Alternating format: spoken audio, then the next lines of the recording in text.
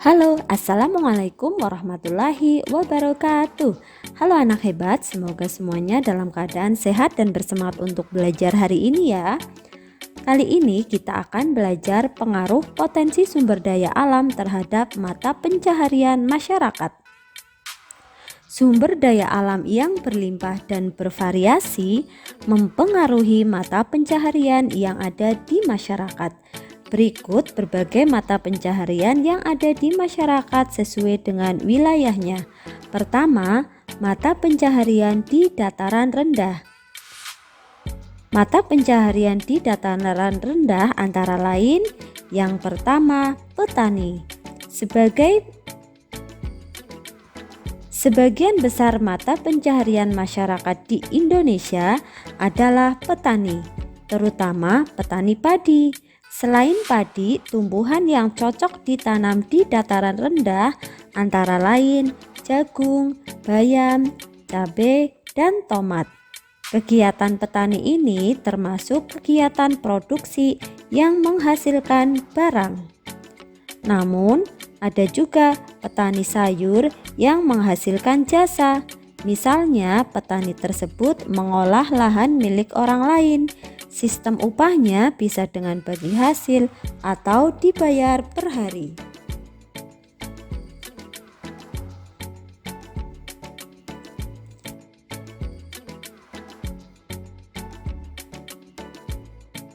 Yang kedua, ada pedagang.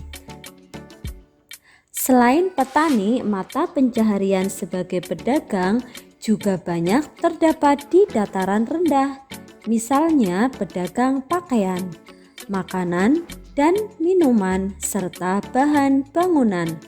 Ada pedagang kaki lima hingga pedagang besar. Kegiatan para pedagang ini termasuk kegiatan distribusi. Yang ketiga, ada pengrajin. Para pengrajin mebel juga banyak terdapat di dataran rendah. Biasanya mereka mengolah hasil hutan dari daerah sekitar atau mendatangkannya dari luar kota. Barang-barang yang dihasilkan oleh para pengrajin diantaranya lemari, kursi, tempat tidur, meja, dan hiasan yang meliputi patung, asbak, gantungan kunci, serta bingkai foto. Hasil kerajinan kayu oleh para pengrajin tidak hanya dipasarkan di dalam negeri loh, tetapi ada juga yang dipasarkan sampai ke luar negeri. Kedua, mata pencaharian di dataran tinggi.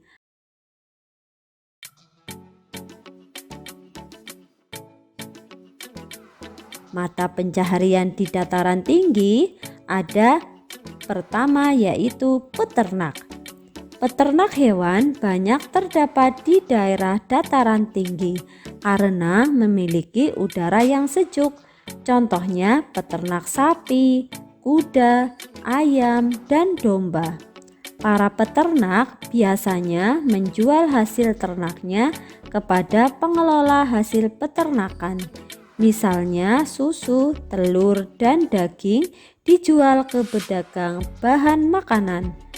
Kulit sapi dan rambut domba dijual ke pembuat pakaian dan aksesoris. Peternakan sapi terbesar di Asia Tenggara terdapat di kaki Gunung Kawi, Malang, Jawa Timur. Peternakan ini dikelola oleh perusahaan pengelola susu sapi segar yang banyak dikonsumsi masyarakat Indonesia. Mata pencaharian di dataran tinggi yang kedua yaitu petani kebun. Petani kebun seperti teh, cangkih, dan pala banyak terdapat di daerah dataran tinggi karena tanaman tersebut cocok ditanam di daerah yang sejuk.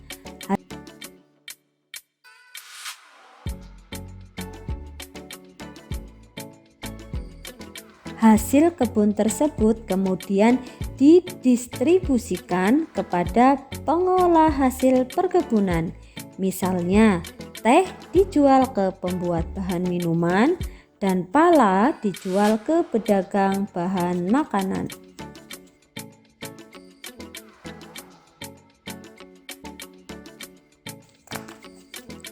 Yang ketiga, mata pencaharian di perkotaan. Perkotaan merupakan pusat aktivitas ekonomi. Dengan kegiatan yang lebih bervariasi dan modern, mata pencaharian yang banyak terdapat di perkotaan, misalnya non-agraris. Mata pencaharian yang banyak terdapat di perkotaan biasanya non-agraris, seperti pekerja swasta, pegawai pemerintah, atau wira swasta. Pekerja bangunan dan pekerja swasta banyak terdapat di perkotaan.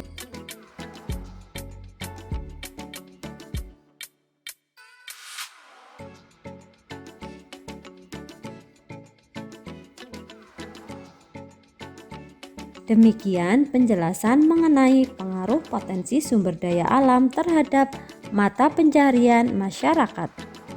Semoga penjelasan tadi bermanfaat ya. Sampai jumpa pada video selanjutnya. Wassalamualaikum warahmatullahi wabarakatuh.